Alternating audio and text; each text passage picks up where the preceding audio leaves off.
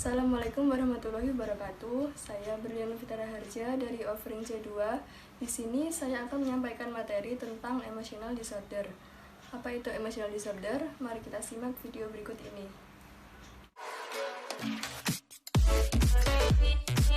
Emotional disorder di sini bisa juga kita sebut sebagai gangguan emosional. Selanjutnya, emosi sendiri ini merupakan aktivitas dari perasaan yang melebihi batas, sehingga kadang-kadang disertai dengan perubahan fisik seperti berkeringat, deg-degan, muka memerah, dan sebagainya. Dalam Kamus Psikologi yang disusun oleh Daligula pada tahun 1978 mengatakan bahwa gangguan emosi biasanya ditandai dengan adanya respon yang terlalu kuat atau terlalu lemah untuk suatu kondisi yang sebenarnya. Gangguan emosi di sini dapat terjadi dalam berbagai bentuk, seperti perilaku agresif. Agresif erat kaitannya dengan perasaan marah atau permusuhan, yang biasanya orang yang agresif tersebut melakukan respon berupa perlakuan kasar atau bahkan bisa menjadikan orang tersebut frustasi. Selanjutnya, antisosial. Orang yang antisosial cenderung menolak nilai-nilai secara umum atau dari lingkungan sosial. Dengan kata lain, mereka hanya mau menerima nilai-nilai dari kelompoknya sendiri. Sebagai contoh, seorang siswa melakukan pelanggaran sekolah. Kemudian ada kecemasan, perilaku psikotik yang memperlihatkan sikap aneh, perasaan depresi, perilaku yang tidak aktif, dan sebagainya.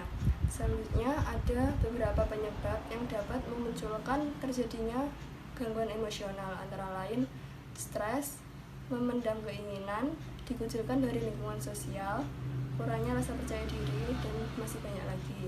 Terdapat juga faktor-faktor yang mempengaruhi adanya gangguan emosional, antara lain yang pertama faktor keluarga. Di dalam keluarga tidak jarang terjadi permasalahan internal, baik orang tua tersebut ataupun orang tua dengan anaknya.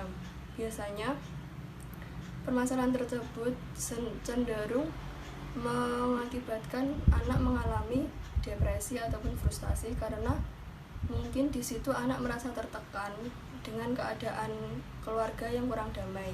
Selanjutnya, dari faktor lingkungan sosial yang dapat terjadi di lingkungan sekolah, di lingkungan teman, ataupun lingkungan tetangga.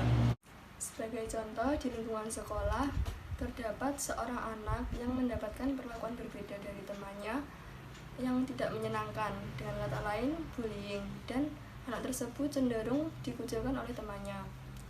Selanjutnya, faktor kepribadian. Setiap orang tentu memiliki pribadi yang berbeda-beda. Di sini, orang yang sering mengalami gangguan emosi adalah orang yang memiliki pribadi dependen atau suka menyendiri, karena orang tersebut akan sulit berinteraksi dengan orang lain. Selanjutnya ada ciri-ciri fisik dari seseorang yang mengalami gangguan emosional, antara lain tekanan darah dan denyut nadi meningkat, pernafasan meningkat, pupil mata mengalami dilatasi, produksi keringat yang meningkat. Terus mereka akan sering mengalami merinding atau rambut di kulit menjadi tegak. Untuk mengatasi dan mencegah adanya gangguan emosional dapat dilakukan oleh diri sendiri dan juga orang lain. Dari diri sendiri, kita yang merasakan gangguan emosi harus bisa mengendalikan diri dan mampu menenangkan diri pada saat emosi sedang memuncak. Kemudian dari orang lain bisa dilakukan oleh orang terdekat seperti orang tua ataupun sahabat. Mereka bisa melakukan untuk memberikan motivasi ataupun dorongan dan juga nasihat-nasihat agar orang tersebut mampu menjalani hidup menjadi lebih baik dan menjadikan hidupnya lebih bermanfaat. Dari uraian di atas dapat disimpulkan bahwa gangguan emosional tidak hanya mempengaruhi fungsi seseorang dalam emosi, tetapi juga mempengaruhi kinerja dan interaksi sosial seseorang tersebut dengan sesamanya. Sekian dari saya. Wassalamualaikum warahmatullahi wabarakatuh.